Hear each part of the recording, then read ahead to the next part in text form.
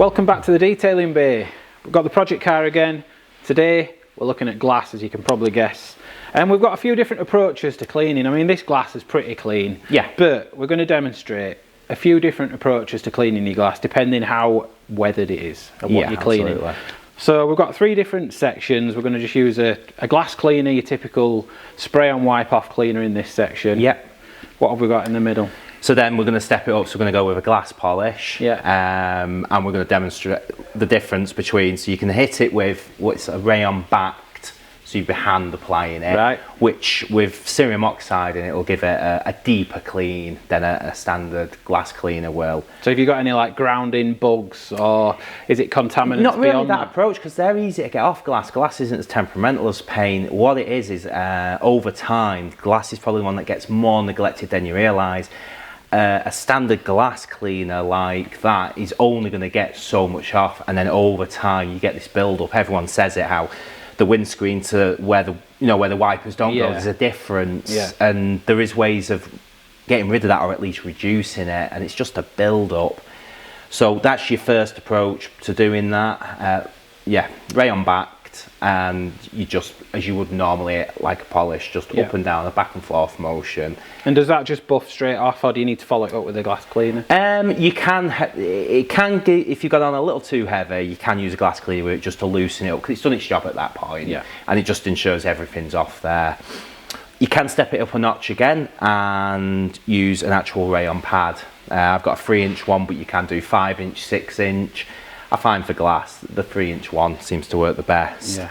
And again, using the glass polish, but on there, and you just step the cut up again. Is that for a machine use then? That's for machine only. Right, okay. I mean, you can get the handy backs and do it by hand if you didn't want to buy the kit that comes with the block. Are you using rotary or dual action for that then? So I'm going to use dual action. If you want the most from it and you want to get some level of correction, I take that term loosely, it's very, very, very hard to get any level correction on glass. But if you wanted to get the biggest impact and the biggest difference, it would be with a rotary. Right. But it's hard to demonstrate and see the difference. The most effective it's going to get is with a DA, with a cerium oxide, give it the deepest clean you can, at keeping it at an enthusiast level, really. Right, okay. It's not quite as scary as tackling your paint. Is it glass, I'm guessing, because it's tougher? You're not going to not at all. Yeah, it's a totally different one, but it's also a lot harder to get any. So if you've got scratches in it, it's very, if you've got scratches you can feel, it's game over. If you've got very fine stuff, you can help slightly improve it, but you've always got to be mindful that it is 99% not going to really correct it. And just finally, before we get on and demo it, which one of these would be a good step if you were going to apply like a decent glass sealant? Would you go full bore? You want to go, so stay within your means really of what tools you've got. If you want to get a glass sealant, then just buy some good quality glass polish. Go for one with a cerium oxide in it. That is going to give you the deepest clean. And that's going to give you that as fresh, so you're getting that sealant as close to the glass or onto the glass as you can. Yeah, because like you were saying about that wiper smear, that everybody's seen the difference between where your wipers go and where they do. It's pointless applying a really good quality glass sealant if that's what your screen is like. It will compromise it, So you can reset your glass if you like and then start again. But if you've got a dual action, save your arms and get more out of it and use a rayon pad. Rayon pads are cheap, they're effective, and they bend afterwards, but you're not going to be doing this every day either. And what size do they come in again though? So you've gone for 3-inch, 5-inch and 6-inch. So they cover all the common backing plate sizes. Right, shall we crack on and do a quick demo? Yeah. Right, first section, just a glass clean. And we've got the Bilt Hammer Traceless. Yeah. Right, is this a new product? It's new and it is good. Evaporates really well, and they kind of push it on the basis of the way it evaporates. It makes it a very easy streak-free glass cleaner. Yeah, I mean, you might argue that a lot of glass cleaners are very similar, especially if you smell that IPA smell from some, which is great for cleaning glass, but then it flashes off quite quickly sometimes, those kind of glass cleaners. Getting that balance, yeah. It depends what you're cleaning, so.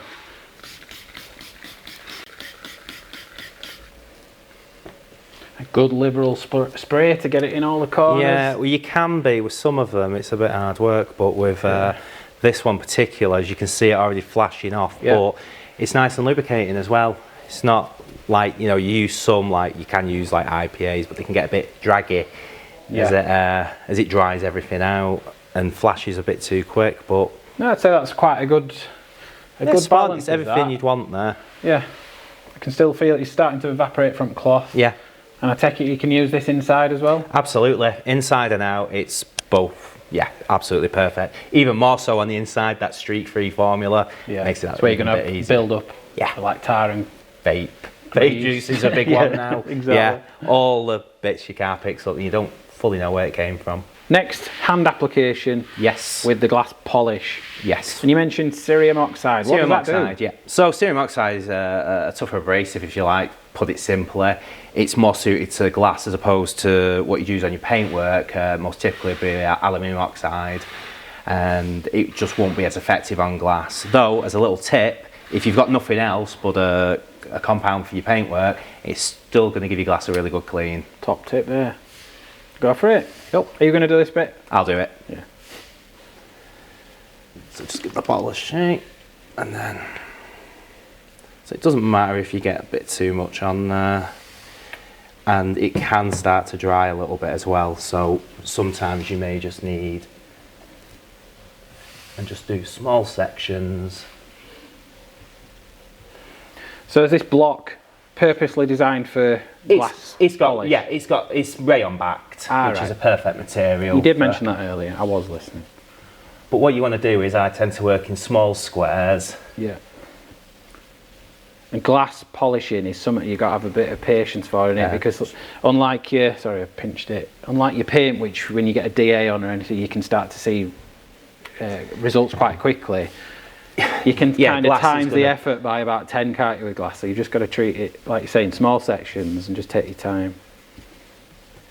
And what you'll find is it does dry off. Now what you can do is just have a little bit of spritz of water on there, which will help stop it dry off. It's not as important when you're doing it by hand, but when you come to do it by machine, it becomes that, it is kind of crucial to just use a little bit of water. Is that to stretch it a bit further, or is it just to stop it all drying out? Right. It can get quite dry quite quickly as the heat builds up as well. What kind of size bottle have we got there? Is it about 200 ml? Yeah. And how far would that go? Sorry, it's 150 ml. Oh, I tell a lie. You can get it in a slightly bigger size as well. It should be available in 500 as well. So to do a whole windscreen, you use a little bit of water. You'll drag it a little bit further. This 150 ml bottle would be enough to go around your whole car. So now we just, and you can use a glass cleaner just to loosen the residue.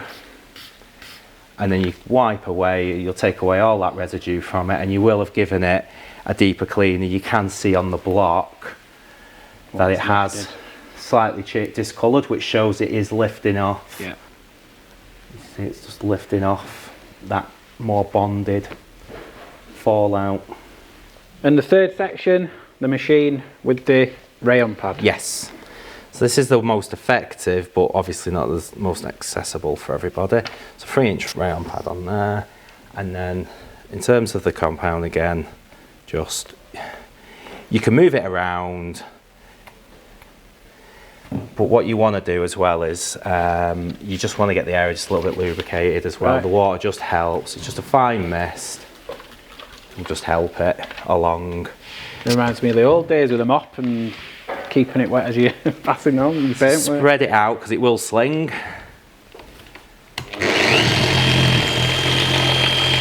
And then you're moving it around. Like I said, we're not going for correction. We just want to give it that really deep clean.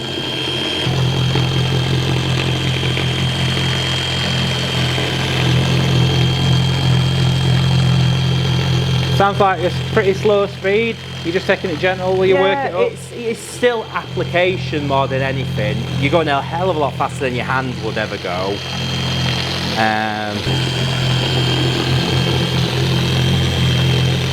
If you've got some very, very heavy build up, you can go up the speed slightly and just see it as a corrective process in that.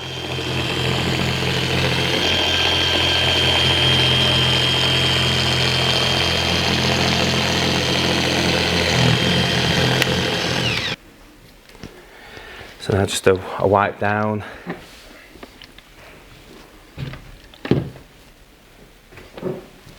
It will come off a little bit easier because it has been loosened, but it's always advised just follow it up with a glass cleaner just for any residues. Do it a bit more. Oh, you can definitely see even how it's flashing off. That's now different to the section we get to do. Yeah. Do you want a bit more product just to finish that bottom bit off? Yeah, just finish the bottom bit and then it's no good, and then we'll give it all a final wipe down with a glass cloth.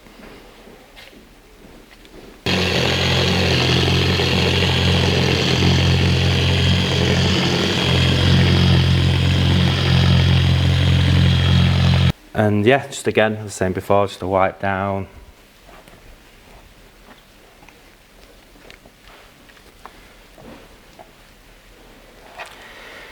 And then what we'll do next, we'll just get the tape off and then use dedicated glass cloth to just get rid of all the little bit of lint that the universal cloth we've used. Yeah. And then we'll have, I mean, all the glass is going to look fantastic, but you will see the clarity, especially when driving at night when it's raining, that you will have this slow gradient of how effective each one has been. Right. And the same applies when doing a coating. You will put a coating on there, a coating on there, and a coating on there. You would put your money on ease. That one's going to have a really good key. That's going to have the best attachment to the glass over the other two. Alright, let's get the tape off. Now give it one last clean with a proper glass cloth as well, which will lift all the residues that we may have left behind, because you always will do. And this is where it's so important to use a dedicated glass cloth. You can almost see the three surfaces different. Those two are quite similar. You can already pick up there how the windscreen was before and after. And it's, for me at this angle, I don't know if the camera can pick it up, but it's most dominant on this side than it was on the side that just had the glass cleaner. Right, and that glass cloth, obviously lint free, just make sure that that's perfectly clean. I'll pass that to you, mate. And this will get off. There can be a little bit more hard work, a dedicated glass cloth, but it's that satisfying, you know, it's getting everything off. But that's why I do like to use just a general purpose microfiber to begin with, because they kind of hold the glass cleaner a bit more. Yeah, when you're doing stuff like that, 100%. And then just use one of these to finish, and it keeps your glass cloth in good condition. Absolutely. And we now have squeaky clean glass. It's probably a little bit psychological, but I can almost see just a slight difference from this side to that side, but like we're playing a part. But like I said, once you're inside the car, especially at night or hard weather conditions, that's when it really comes to light and how much it made sense that you took that extra step. Yeah. What about cars that are older or newer? Are you still going to be, which approach are you going to be using? You judge it the same way you do your paintwork. A newer car usually will have better condition paintwork as it would glass if it's been subjected to something. So it's not a case of that one product's better on newer to older. Older glass is just generally more weathered. But you've literally, as wishy-washy as it sounds, play it by ear. You need to see the glass. I always go by the method. If you don't know the history of the car and you want to give it the best start, then you want to give the glass a deep clean. And whatever approach you want to take to do that within, you know, the products you have already. You know, like with old paint, we went through different technology with paint, like from Ceri paint and, you know, to the paint we've got today. Is glass just the same as it was 40 years ago? So if you get a 40, 50-year-old car, are you still looking at the same surface? Yes and no. So there used to be products out there where you could actually polish glass. Right. And you could take defects out, but your problem is it's curved. Now if you start to do an area and you start to flatten that curve, when light hits it, you're going to create like a prism effect. Right. So if anything, products have got better at cleaning, but as a corrective with glass advancing as well, it's kind of a step back, for good reason though. Right, well, we'll put everything that we've used in the description. And as always, thanks very much for watching. Tune in for the next one.